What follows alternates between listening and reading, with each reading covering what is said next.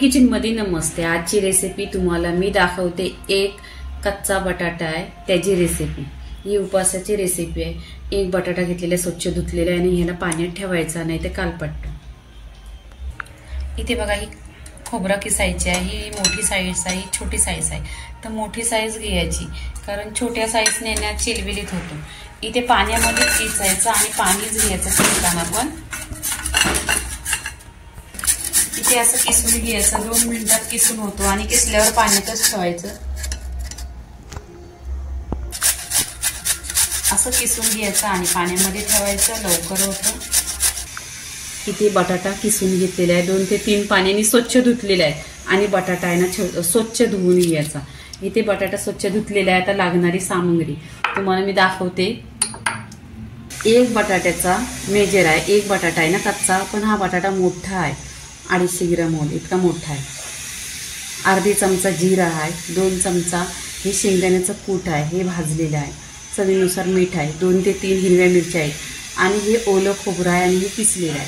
तुम्हाला ओलं खोबरं टाकायचं असतं टाका, नाही नको। ही उपवासाची रेसिपी आहे आणि तुम्हाला कोथिंबीर आवडत असली तर कोथिंबीर टाका, म्हणजे जमत असली तर। काही लोक कोथिंबीर नाही खात उपवासाला। इथे बटाटा आहे ना किसलेला आहे आणि आपण पाण्यात ठेवलेला आहे। त्या पाण्यात ठेवलेल्या बटाट्याला आहे ना असं त्याचा पाणी काढायचं, दाबून दाबून पूर्णपणे असं पाणी निघायला पाहिजे, म्हणजे आपल्याला रेसिपी बनवायला छान येईल। पूर्ण असं पाणी काढलं पाहिजे त्याच्यातून।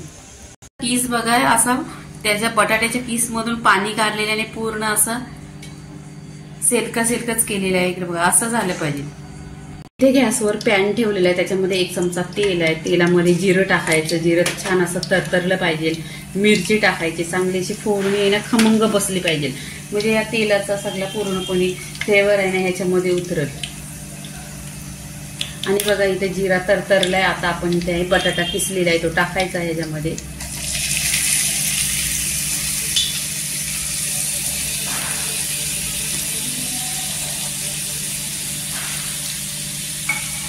वरून इथे चवीनुसार मीठ टाकायचा।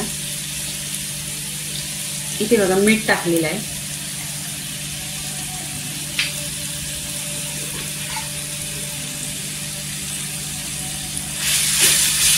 आता इथे आपण या पॅन मध्ये आहे ना चांगलं असं परतून घ्यायचा तेलावर।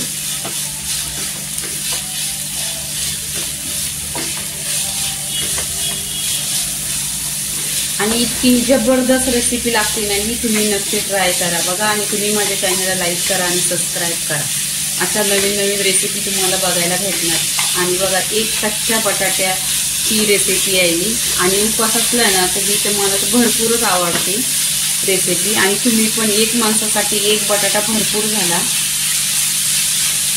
इथे तेलावर परतून घ्यायचं।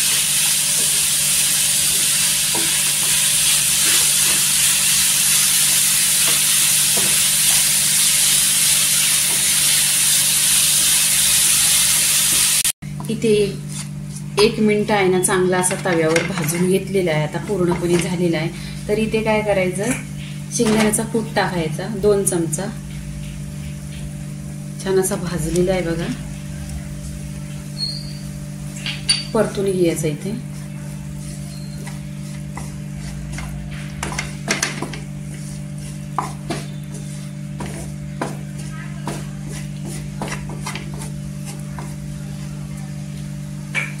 इथे आहे ना तुम्हाला जर ओलं खोबरं पाहिजे तर टाका, पण टाकल्याने छान असं टेस्ट पण छान येतो।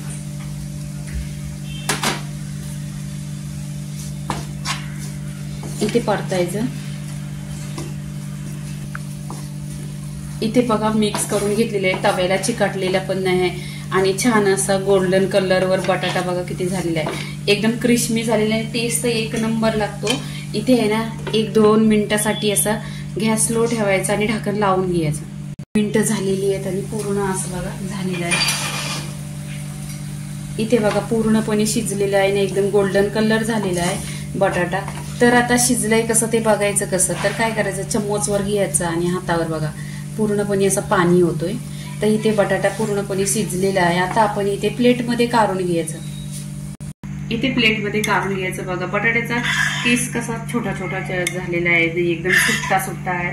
आणि छान असा झालेला आहे पूर्णपणे। ही रेसिपी तुम्ही व्हिडिओ टिप्स नका करू, बघा पूर्णपणे। आणि अशी टेस्टी रेसिपी आहे, एक 5 मिनिटात होते। इथे पूर्णपणे आपण प्लेटमध्ये काढलेला आहे बटाटा। उपासाची रेसिपी आहे, उपासाचा बटाट्याचा कीस झालेला आहे। लाईक करा, शेअर करा, सबस्क्राईब करा आणि नेहमीच खात राहा। धन्यवाद।